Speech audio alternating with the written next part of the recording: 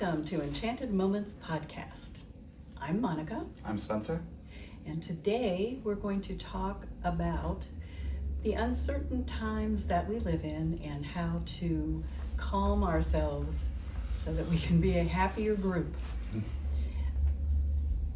It is, whether we want to discuss it or not, a very uncertain time. It can be very disturbing, Chaotic. And we need to find ways in which we can cope Healthily.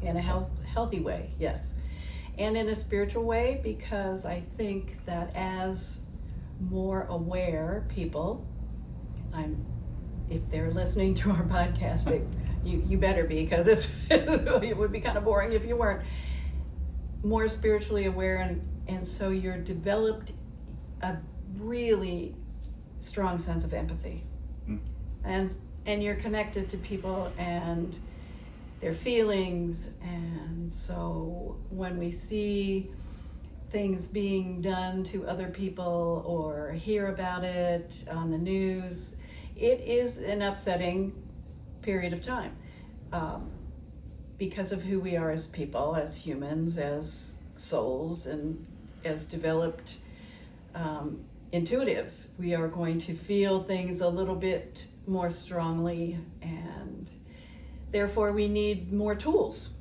to be able to cope better.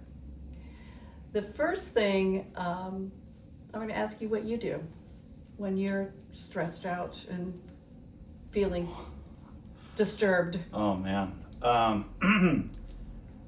The thing that I've been doing more recently is we're very blessed to have some very nice green spaces around us, but I go to one that's pretty close and I just walk. There's parts in the woods, there's parts in the sun, there's a lot of wildflowers, a lot of birds. I stop and smell the roses. I really do. I try to smell every flower I can. I'm also blessed to not really have allergies, so it makes it easier to smell flowers. And the place I go has a local community garden, so they let people walk through, so I'll walk through and I'll touch the herb leaves and smell them. At my house, I live in the woods, sort of, so in the mornings now, I hug a tree that I really like. It's a good idea. And I just try to ground myself through the tree. What else do I do? Read. I play video games. But that's more, I just escape the stuff that we're seeing and dealing with. Well, that's okay, because it doesn't matter how you do it. If you're removing it from your conscious mind, then it's a perfectly legitimate thing to do. Yeah. It's really nice. I haven't done that much this year because even when it's really hot or raining, I don't find myself wanting to go outside too much, but last year I'd go and I have a creek relatively close and I would just go and stand in it. It's not deep, but water runs by and Very I don't know, cleansing. wash it off, yeah. Very cleansing. Well, on the subject of physical activities that we do to calm ourselves down, I do needlework. It's just constant counting.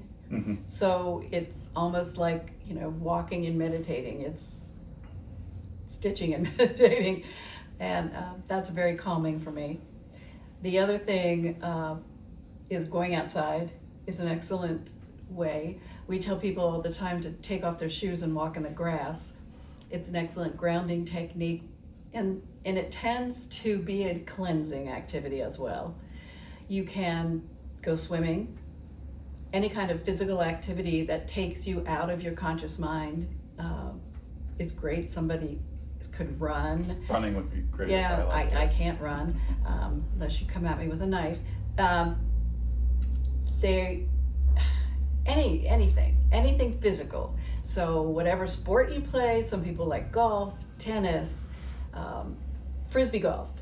Spencer plays frisbee golf, and that's a way to take us out of the day-to-day and into a different kind of mindset where we're focusing on what our activity is, how we're doing it, and the physical feelings of the body when you're running or walking. It's just definitely a good activity, physical. The other thing you could do is a cleansing activity. So you can create different waters, herbal waters, floral waters, bath salts, any of those activities. So taking a bath with Himalayan salt or any bath salts really, and while bathing, visualize that anything that's not serving your highest good is being washed down the drain. You can pour herbal waters or floral waters over you. One of the first things that Robin and I did together was make floral water, not thinking clearly, and we had beautiful, beautiful water. And we each took a big bottle home, stood in the shower and poured it over, and it was ice cold. I mean, it was just ice cold. So don't make my mistake. Either do it outside when it's warm, or recognize that you're going to freeze yourself in the shower. But yes, it does a wonderful job of creating a ritual around cleansing those things from our physical body. The other thing that is there for everyone, I don't know anybody who doesn't have a smartphone now. I downloaded the Calm app. Okay. And it has multiple things you can do to relax the mind. So they have stories, music, and soundscapes. And I love the soundscapes to go to sleep by. So it takes you, it's waves in the distance, or thunderstorm, or Scottish moor sounds, or jungle sounds. It's just really good at relaxing. So there are a lot of apps out there for different activities that you can do to relax. And it's really just creating an alternative focus. So games, solitaire. I do love solitaire. I do love solitaire. And, wordscapes, so that you find the words or build the words or whatever. You're taking yourself someplace else. I also recommend not listening to the news or anything that's a documentary on something that's disturbing. I mean, sometimes I think, I'll just watch a documentary. Well, sometimes the documentaries are disturbing.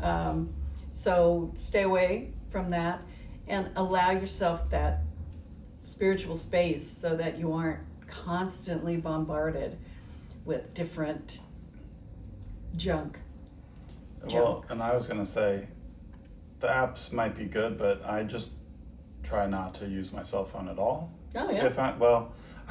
I'm so programmed to click into Instagram or Reddit or any of these things that then I scroll and I swipe, and it exasperates the problem, because we're all in our echo chambers, so all I hear about is all the bad stuff happening. So actually, I had deleted TikTok a long time ago because it ate my time before bed, and I would just scroll and scroll. But friends will send me TikToks, and I haven't been able to watch them, so I finally downloaded it again. But I just deleted it off my homepage, so it's still there, and I can watch things, but I can't. I could search it out and click on it, but if I don't see it, I don't do it. So I'm actually thinking I might do that with Instagram too, and Reddit, and just, if I want it, I can get it, but if I don't see it, I don't think I'll just mindlessly click on it. Because sometimes I'll be like, how am I here? I don't want to be on this, because it's a mission to peel myself off sometimes. I throw my phone across the room. Well, that's I like dangerous. No, I don't have that problem because it's not a mode of operation that is in my, first thing consciousness. I used to get stuck in Pinterest or something, but I don't even go there anymore. If I use my phone for anything, honestly, it's just to check anybody who texts me. And I'm really bad at that, as you well know. But it has it has things that you can do that aren't going to get you locked in. I mean, if I go to my phone and I go, okay, I'm going to use this app, then I just click on that app and I do what it needs to be done.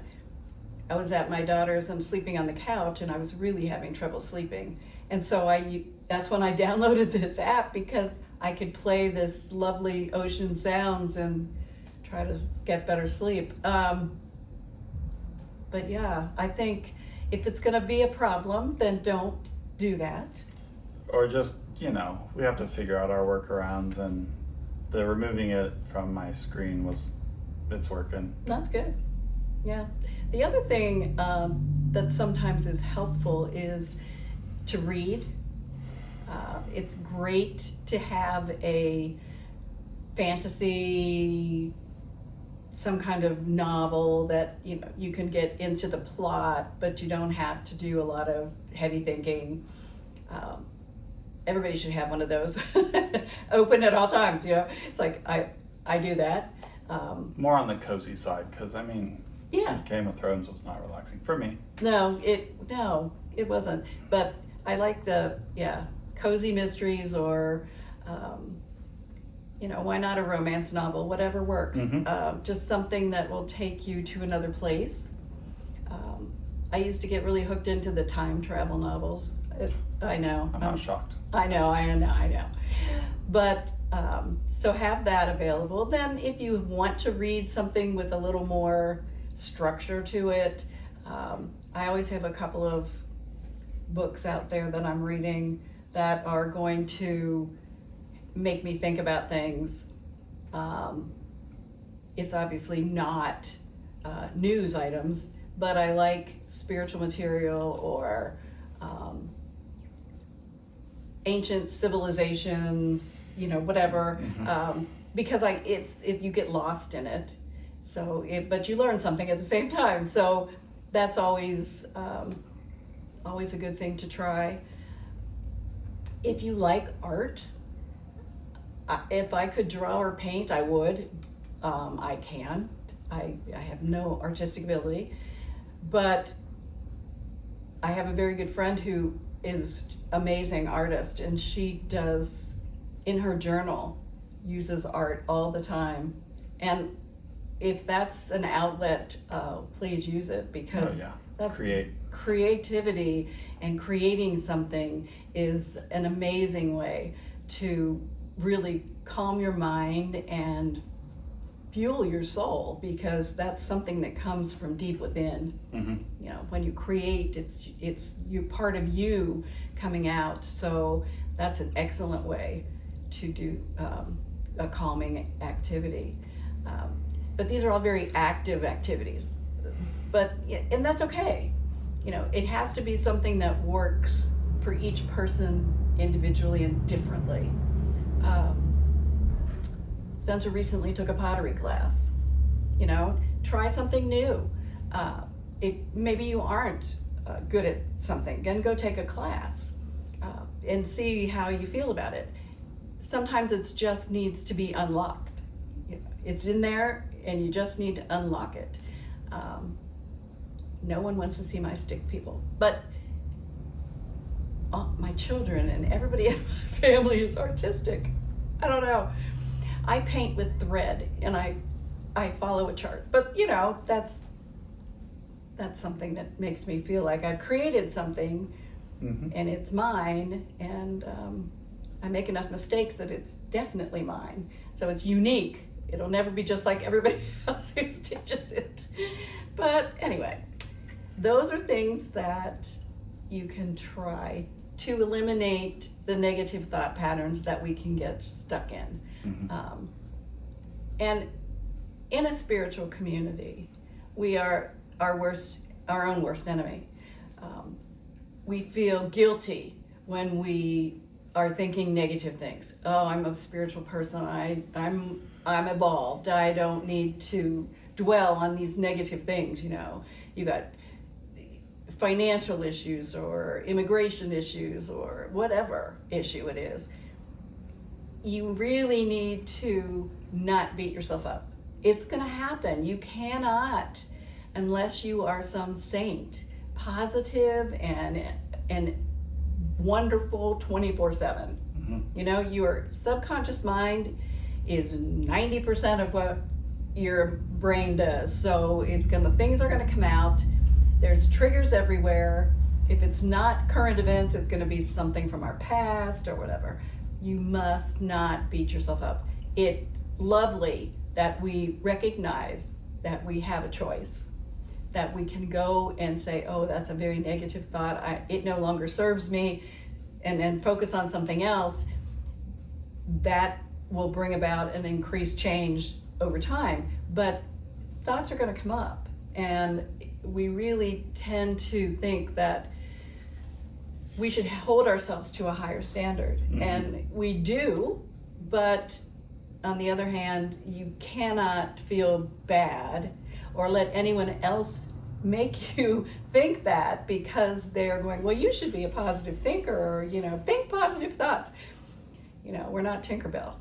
Think happy thoughts is great, but every once in a while you're not going to be thinking happy thoughts. So rather than get into a terribly down spiral, try some of these activities that will break that cycle and allow you to change your point of view, put yourself in a different place, whatever is a good idea for people to do.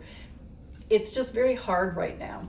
It's very hard There's right a now. lot. There's so much going on that, you know, just recognize that when you become aware that you're going down the rabbit hole of negative thinking, that you try something to break that. People who get stuck in circular thinking, and some of that is actually a problem with the brain. You know, they just get into this loop of thought, and it doesn't even have to be negative thought. It's just you're stuck in this thought pattern. It's changing your physical location helps break that. So if you are sitting in a room and you're thinking something that you really don't want to focus on right now, get up and move.